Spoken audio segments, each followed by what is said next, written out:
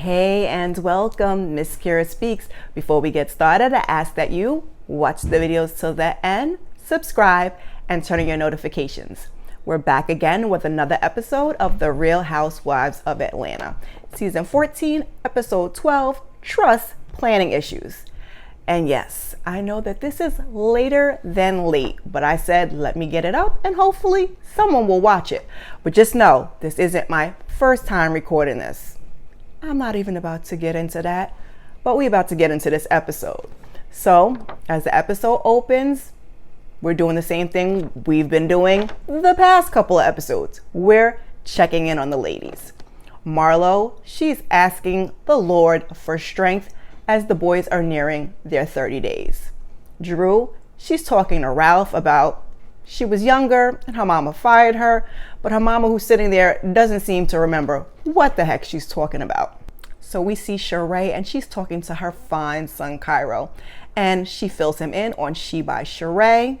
She says she's going to be doing some unisex items for the line and she wants him to model. Good choice. And then they show us some items, their drawings from spring 2022. Now we are in summer 2022, darn near fall, but okay girl, she says it's do or die, and I tend to agree. So we're at the Burris Tucker residence and it's Ace's birthday, and since it falls during the week, they're keeping it light. They've invited over the cousins, Drew and her kids, Kenya and her daughter, and Kandi says they're gonna have a big party that weekend. But this setup looks pretty good to me. They had a gaming truck for the kids, and then I started thinking to myself, I think I might want to try and do that next year for my youngest. So in the show, they're going back and forth between Kandi at her home and Marlo. So I'm going to try to keep it together as much as I can. A little later on down the line, I might have to ping pong a little bit. But for now, we're still at Kandi's house. So Kenya asks about security and the uninvited guests, and we find out that there have been a slew of robberies in the area. Todd, he fills her in on what's been going on, and then Kenya name drops that her neighbor Cardi B has 24-hour security. Drew mentions that she lives within, an armed guarded gate, and Kandi's like talking about the price tag on that, but Kandi likes where she lives, and Kenya's like, yeah, well, you're right near the airport. And so then she asks her how the play's going. Kandi tells her they had to shut the play down because of, the wave of Omicron, and it was going to bankrupt them, but she's feeling really disappointed. Kandi feels like she fails, and Drew is like, you can't control COVID. It's been rough all around, and we all know that. So many people had good things to say, and again, Kandi's disappointed. So we get to her confessional, and Kandi's in tears. She's crying. She's upset. Being a Black woman from a single parent home, things weren't handed to her. She had to work for everything she has. She wants to make it, and not just for her. She wants to level the playing field for African American creators who want to be on Broadway. And of course, the girls are sympathetic because, Kandi, she's for the people. So meanwhile, we see Marlo, and she's at Late Archive, and Sheree's there, and we will see that Sanya joins them later. So Sheree is asking Marlo how she's doing. Marlo tells her that Michael misses being home and that William is just laying around all day playing Roblox. She says he doesn't take a shower or brush his teeth, and I just wish she would stop doing this to these boys on TV. Marlo in her confessional wonders if she should shorten the 30 days. And I thought they were at the end of the 30 days, but maybe I'm getting this episode and the next episode confused. I don't know. But she wonders if they're getting structure or if they're on vacation. So Marlo says she called her sister, and if I was her sister, I would pay her dust. Like, the audacity of you to drop 2 kids on top of my 4 and then call me and ask me what I'm doing in my home? Yeah, okay. I was like, make it make sense. So then Sanya joins them and they play catch up talking about the trip. So they eat and they talk about Marlo sending the ladies home. Sanya says that she likes Kenya, but she felt like she didn't come with good intentions. Sanya needs to pick a side of the fence and stay on it. I thought she was Team Kandi and Kenya at the beginning of the season. That was after we get past Team Drew. And I kind of thought that's where she should have stayed, but she been a flip-flopping ass this season, and now I guess it's Sanya, Sheree, and Marlo. Wrong move, girl. Wrong move. So Marlo says she's disappointed in Kandi, and I call BS. And now we're going to ping pong a little bit because we're going to go back over to Kandi's house. So over there, the ladies are also discussing Marlo's trip, and Kenya says that Marlo has a bone to pick with her. Speaking of bones, you need a bone? Kandi says that was funny, and production, they roll that beautiful bean footage. You are literally the bone carrot, Kandi says. And then the ladies share a laugh, and Drew says she hopes that Jamaica won't be like Blue Ridge. Speaking of Jamaica, Sanya says the New York trip felt off balance. So for the Jamaica trip, you can bring a friend or you can bring a new guy. And that reminds her that there's one single gal that's missing. So she goes to FaceTime Kenya. So she gets Kenya on FaceTime and she invites them to her house for a prelude to the Jamaica trip.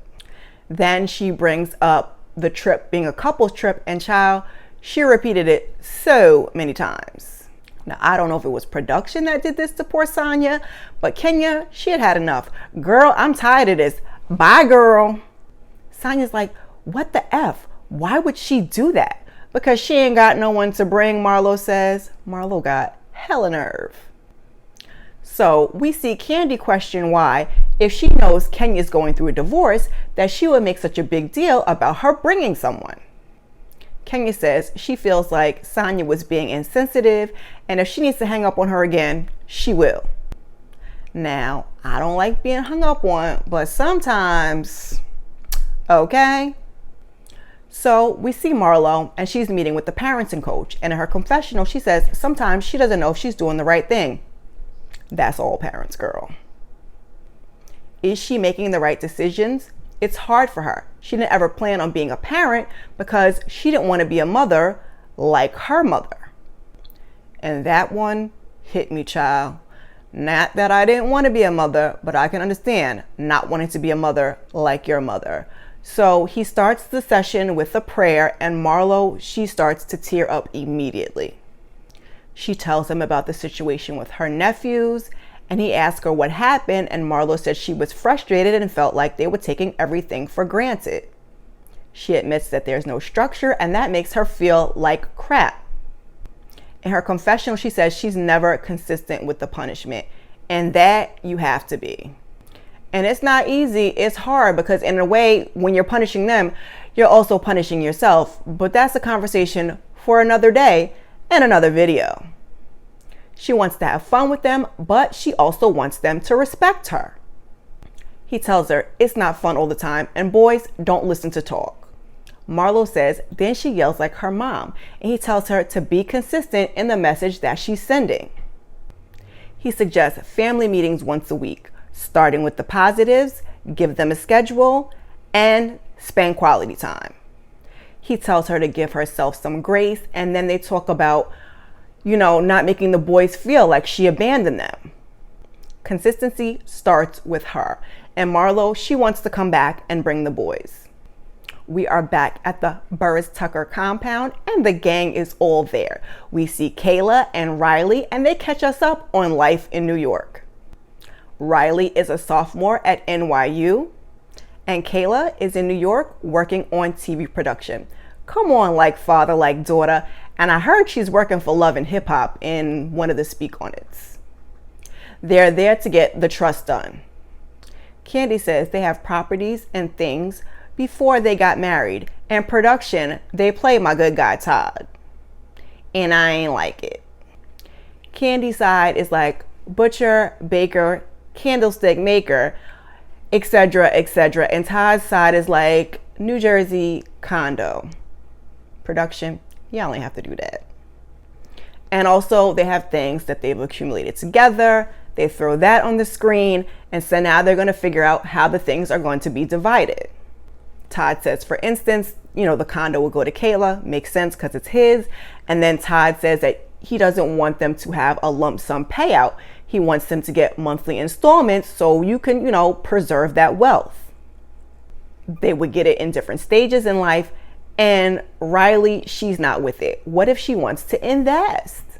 So Kandi brings up, well, they were doing it in terms of if both of them go, but what if one of them goes and the other one is still there? And Todd's like, you think if you go that I'm going to be strict with them, and I'm not. Riley says they treat their kids' lifestyle different, so she'd be in a situation. And she would. Kandi doesn't think that he'd do what she does. And Todd says that's not true. So Kandi asks Kayla, and Kayla says that Todd is more business than father.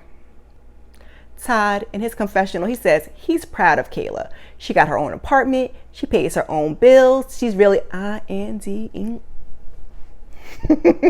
You know the rest. Kandi tells him she doesn't know if she trusts him to make the decisions for her. And Todd, he's a little offended. And he's wore out. He calls him disrespectful and he walks away. So we see Sanya, and she texts the ladies that since they're getting together about the Jamaica trip, let's also celebrate Sheree's birthday because she just found out. And of course, everyone is in. Child, we gonna celebrate Sheree all season, huh? Okay. Speaking of Sheree, we see her at a shop looking for fabric for She by Sheree. I mean, the whole scene was a waste, except for Sheree telling the ladies about VPL for the men's joggers. Child, Google it. A mess. A mess. Sheree is worried about the wrong thing, y'all. But it's all right, because we're back to Kandi in her office. Todd pops in, and he is not effing with the girls after that trust conversation. Kandi says they should have a space for open dialogue. I agree. And Todd says, so I shouldn't be able to feel away? I guess. So they rehash the conversation. Todd, he finally agrees. He says, whatever she has, please leave it to them. In writing, detailed out so they don't have to ask him a question. Good choice, Todd. And I think that's a good idea. I agree with Todd on the installments because to me, that's kind of what Riley was getting already, was like little installments here and there, unless I guess she asked for something big. But I understand some people call Riley spoiled, but she grew up a certain way, so it would be an adjustment for her to deal with things, doing things Todd style. Anywho, Kandi tells Todd that she's, been feeling down about the play. But one of the producers reached out and asked if she'd be interested in being a producer on another Broadway show. Now, Kandi, she's having some apprehensions that the same thing could happen with this play. Todd says, jump on it. So you have 2 shows that close, and then you just go and you get a 3rd one. It shows your dedication for wanting to be in that community. Kandi, she says she loves the way that he pushes her, and in her confessional, she says he motivates her and he keeps her going, and she has the perfect partner in life. And I love to hear it. Now that's a power couple, just uplifting and encouraging each other. Come on, Black love. So we are over at Sanya's place, and Sanya, she's getting the thing set up, y'all. And Sanya's house, it looks nice. Marlo, she's first to arrive, and then Miss Kandi. Kandi asks Marlo if she's feeling better when Moneta arrives. Then Drew comes in talking about how far away Sanya lives. In her confessional, Drew tells production, she doesn't live in Atlanta, right? Child, none of y'all do except for Kandi. Sanya, she shows Drew the gift table, but Drew, she's bought no gift. Just her coming in peace is her gift. So Kenya comes in and she says how nice everyone looks, and she barely pays Marlo dust, but she gets her a little cordial, hey girl, hey Marlo. Kenya tells her, I love the neighborhood. I had to pack a small lunch to get here, and I guess she does live a little further out than the rest of the ladies. So she critiques her home, and then Sanya takes her on a little tour because she wants to have a conversation with her. So after a few recommendations, Sanya asks Kenya that she not hang up on her. Kenya tells her she was talking some BS. And Sanya's like, if you don't like something I say, then just tell me. Kenya's like, that's not how you talk to people. And I'm just trying to be in a good place. She doesn't want people to run all over her like in her marriage. And she tells Sanya that her tone was condescending. Sanya, she finally explains that she doesn't have to bring a guy. She can also bring a girlfriend. And she apologizes for putting her in that position.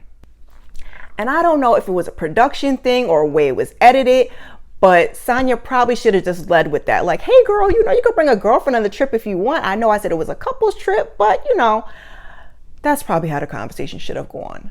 But anywho, so the ladies, they go and join the rest of the group. Sheree is coming and they wanted to throw in some music for when she got there, but the music isn't ready. So they're going to just have to sing happy birthday. So as Sheree walks in, they do just that. And Sheree, she is looking good in that Gucci suit. I told y'all how I feel about monograms, but she was rocking it and not like past the bling bling in New York. They got stuck up. In her confessional, Sheree said she's surprised that Sanya, who she recently connected with, will put the party together for her. Sheree, she goes to take selfies, but the selfie booth, it ain't ready yet either. It needs to charge. There's catered food, but in her confessional, Kenya says she needs a whole tin of rum punch to wash down that dry ass food. Yikes. Then next, Sheree in her confessional says there's no white meat chicken, no bartender, and the photo booth doesn't work. I guess it's the thought that counts. And I'm saying to myself, how's dark meat gonna be dry? That's crazy. But anyway, so the ladies are gonna eat, and Kenya, she jokes about the dry food. This isn't how you throw a party for your friend, Drew says. Where's the bartender? Do you have a chef? It's giving Party City. And then Kenya and Drew notice that the wine is a twist top. Kenya, she ain't want it, but I'll take it. So as Sheree and Kandi catch up, Kandi brings up the doggone infamous bones. And Drew says she stays on ready. She expresses herself when others throw the rock and hide their hands. Who threw the rock and hid their hand? Drew says, you did. Everyone looks confused when Drew explains she was addressing Fatum. Tomatoes, tomatoes, I'm throwing tomatoes because this beat is whack. That's what Sheree said, y'all. Child. So these two, they go back and forth. And in her confessional, Sheree says Drew is looking for attention because she doesn't get any at home. And child, neither one of y'all is doing too good in the men's department, but okay, girl. Sheree explains that she's not going to stop talking to Fatum just because Drew didn't like what she said. Drew points out, but it didn't stop there, and she brings up the whole situation with the PI. Sheree says Drew is always fighting and making things about her. More back and forth as Drew tells Sheree she's getting older and maybe she doesn't remember. Old and cold, old and cold. You better pray you look this good when you're my age. True, but we were talking about your memory, Sheree, and not your beauty. In her confessional, Marlo says Sheree looks amazing to be 60. Production has to tell her she's 52. You tried it, Marlo. You tried it. So they wrap it up, and Sanya, she wants to cut the cake. Kandi asked Drew to sing Happy Birthday to Sheree. And at first, Drew says no, but then she blows. And Drew, she has a nice voice, y'all. In her confessional, Sheree says she'll take this as Drew's apology. So Sanya sends them on into the couch because she has rules for Jamaica. Rules. Rules number 1, Lillian. If you know, you know. Anyway, number 1 is water-friendly hair. Number 2, it was like something like Jamaica, no problem. It was like no standoffs. Number 3, absolutely no props. And Drew doesn't know if she'll be able to honor that one. Number 4, no weed, no jail. Weed is not legal in Jamaica. Number 5, it's a work trip, so behave. Child, I guess. And I don't know why she felt the need to give all these rules to a bunch of grown ass ladies, but I guess. And that is where the episode ends. Although, I mean, I guess because sometimes they do be wilding out, but rules, it's just not going to stop them. I know this is late, so I won't drag this out any further. Put your favorite beverage emoji down in the comment for them dry ass patties. Let me know your thoughts and comments down in the comment section. Hopefully you'll return for episode 13. In the meantime, check out some of my other content. Thank you. And before you go, like, subscribe, and share. I appreciate you. Peace.